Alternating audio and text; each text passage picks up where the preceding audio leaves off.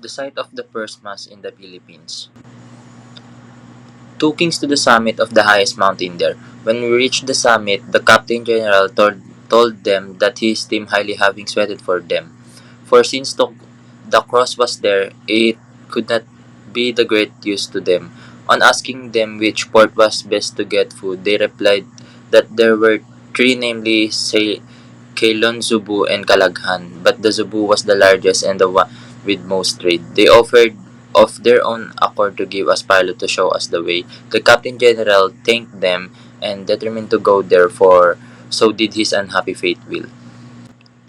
After the cross was erected in position, each of us repeated a Pater Noster and an Ave Maria and adored the cross, and the kings did the same. Then we descended through their cultivative fields and went to the place where the balanghay was.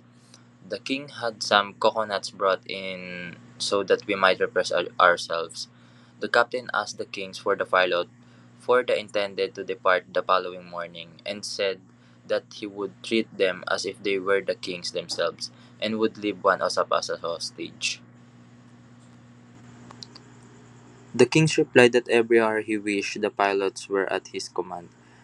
But that night the first king changed his mind, and in the morning, when we were about to depart, sent word to the Captain General, asking him for love of him to wait 2 days until he should have his rice harvested.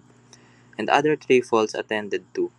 He asked the Captain General to send him some men to help him, so that it might be done sooner, and said that he intended to act as our pilot himself.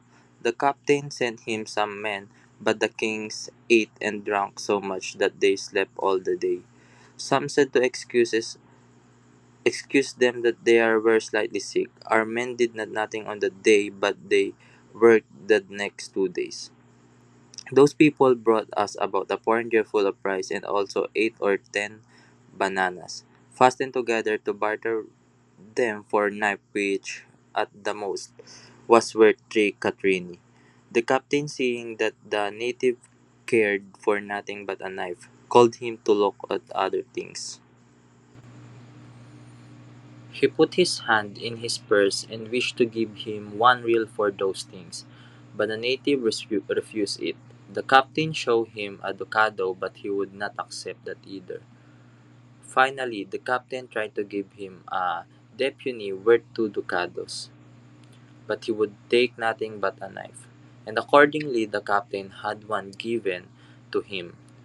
When one of our men went ashore for water, one of those people wanted to give him a pointed crown of massy gold, of the size of colonna, for 6 strings of glass beads. But the captain refused to let him barter. So the native should learn at the very beginning that we prize our merchandise more than their gold. Those people are heathens and go naked and painted. They wear a piece of cloth woven from a tree about their privies. They are very heavy drinkers. Their women are clad in tree cloth from their waist down, and their hair is black and reaches to the ground. They have holes pierced in their ears, which are filled with gold. Those people are constantly chewing a fruit, which they call areca, and which resembles a pear.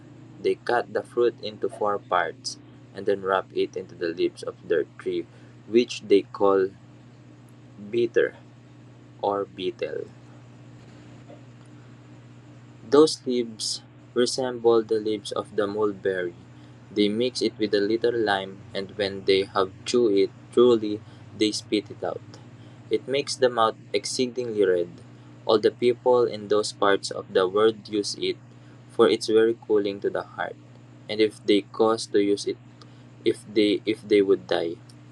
There are dogs, cats, swine, fowls, goats, rice, ginger, coconuts, figs or banana, orange, lemons, millet, panicum, sorgo, wax, and quantity of gold in that island.